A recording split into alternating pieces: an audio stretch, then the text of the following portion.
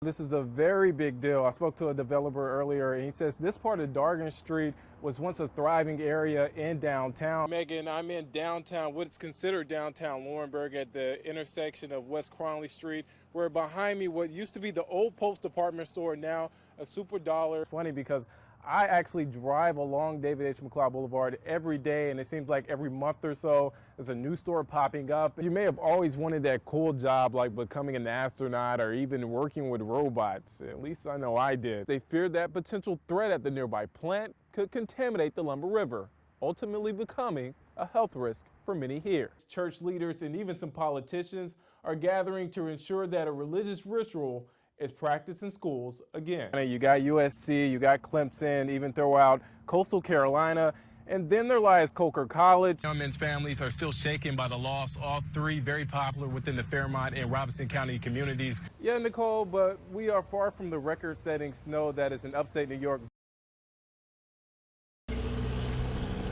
Not much happens here in the town of Red Springs. We went 13, 14 weeks without any residence or business being broken into. Which would explain why many were surprised when the unthinkable happened. Around 7:30 Thursday night, two men ran into Roscoe's convenience store and fired shots that hit the store clerk and killed James Johnson. The 72-year-old Johnson, who would always come in to get his scratch-offs, was shot in the face. The men left the store with nothing. Nothing expected. Something where I've been hoping it was a dream. A big blow with promises left broken for his 10-year-old grandson, Caleb. He promised me he was gonna be there for me, but y'all just made him break that promise by killing him. You took him from me over money that you could have worked for. You know, murders are just very, very unusual in Red Springs. The town went almost 3 years without a homicide. Now they're left to question why. It's tragic that someone who possibly didn't know him would unfortunately end his life. In Red Springs, Nick Sturdivant, News 13. Running right through the heart of Robinson County. There, you'll find the Lumber River. This is a very special river, a very sacred place for lots of folks in this community. Where people value its use just as much as what goes in it. I call the Weatherspoon plant, the coal ash pond there, the sleeping giant. 3 years ago, Duke Energy Progress retired the old coal-fired Weatherspoon plant in Lumberton. But there, where the sleeping giant, as Ellis describes, rests, lives a coal ash pond. And for environmentalists, they feared that potential threat at the nearby plant could contaminate the Lumber River, ultimately becoming a health risk for many here. This stuff literally has half the periodic table in it, the heavy metals that cause great harm. We know that we need to do something to get this out. We can't have this poisoning our river. Back in June of this year, the North Carolina Department of Environment and Natural Resources issued a notice of deficiency for the dam, later classifying it as high hazard. And it has prompted activists to hold a series of meetings to make the community aware. Basically kind of raise the awareness of what's happening at the state level and what the impacts are in some of the communities. The people in this area are just as valuable as anybody else. In Robinson County, Nick Sturdivant, News 13.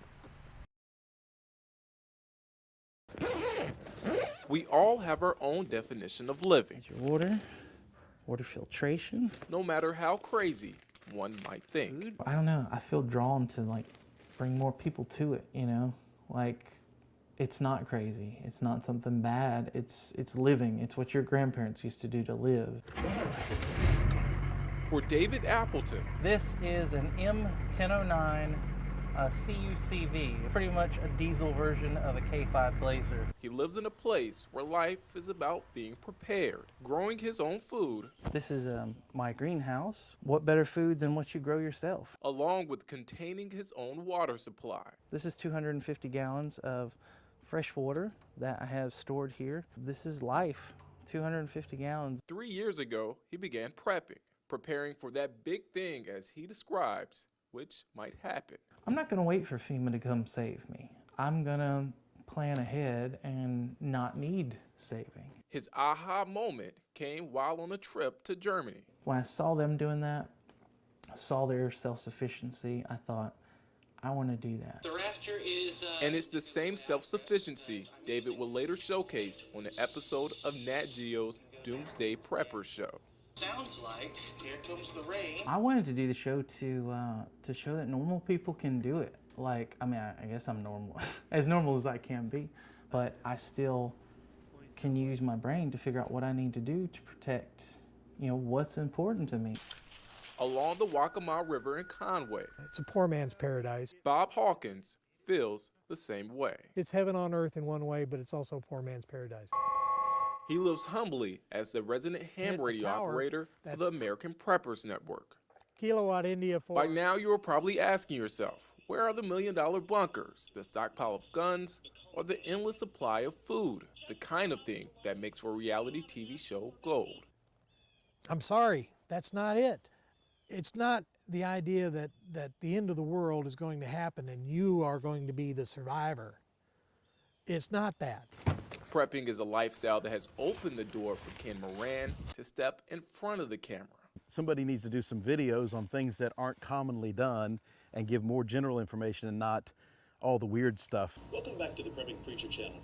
Going under the moniker of the Prepping Preacher, Ken has posted videos with lessons from the 3 B's of prepping, You know, Bibles, beans, and bullets. to bug out bags. It's a mixture of preparation, If you need emergency help, you want to be able to signal for it. If you're eating worms and bugs, you're not capable of surviving. and What I faith. have in every bag, it should be readily accessible, of course, is a Bible. Our state motto is prepared in mind and resources. However, 25 years ago, Ken saw many that were not prepared for the wrath and aftermath of Hurricane Hugo. Being a part of emergency services, you know, we're Superman. We're always there for you. And for the first time, I saw the reality of a major disaster. While the notion of a zombie apocalypse may seem intriguing, some would rather prepare for life's more practical obstacles. This is a whole segment of people that's not on TV, that aren't out there because they're normal people. They're just trying to, you know, to give their kids a better world. For many families, the holiday season is a time for celebration. We put up an Advent wreath and we put a live Christmas tree out here for him. Even if there's one less person to share it with. He's 1 year in heaven and God has taken him home because he believed it would have been too much pain for him to live on earth. Joseph was a very talented young man. 1 year after the accident, Corporal Timothy Huggins still struggles with the loss. Sorry we let him down. 23-year-old Florence County Sheriff's Deputy Joseph Antwine, along with another deputy, seated in the passenger seat, were responding to a call of a deputy in distress when suddenly their vehicle ran off the road, struck a utility pole, and flipped over. I actually met that ambulance coming into Florence. The deputy with Antwine would survive, but Joseph died a week later, surrounded by those who loved him. But Mom can ask for a better thing. The last words he told me was, "Mom, I love you." He told everybody in that hospital room, "I love you." Just 1 year after he died, "Evil men triumph, then good men do nothing," was his favorite saying. those who knew him would rather remember how he lived. He done something he loved. In Florence County, Nick Sturdivant, News 13. Would you believe it if I said it's starting to look a lot like Christmas? Throw in the snow, cue the sax playing polar bear, and oh yeah, chime in the Christmas music. And if ever the moniker Santa's helpers were true, this is Christmas to us. All of us are blessed. Here are 4 reasons why. We want to give back. And in this rural area, there's nothing to offer people, so that's why we do what we do. One for you, and one for you. For the past 7 years, How many we got today? Michael Adams and his family have brought a little bit of the South Pole to Marlboro County, and in true St. Nick fashion, giving back to those in need. It makes every sweat, every bite, every thing get tore up, every light that goes out that we have to fight. I mean, it's a nonstop battle. but it's all worth it. While providing this is no easy task, neither is shouldering the emotional burden that families My heart was broke. We lost our Whitney. like Whitney Poole's mother and father have to deal with. Just so beautiful that Michael Adams would dedicate the display in Whitney's memory. We just feel like Whitney's right here with us. We were crying. I'm not gonna lie, we were crying the whole time, putting the butterflies on the trees, putting the Disney characters up, because we knew Whitney. She'd come all the time. A display months in the making with an invaluable gift. In McCall, Nick Sturdivant, News 13.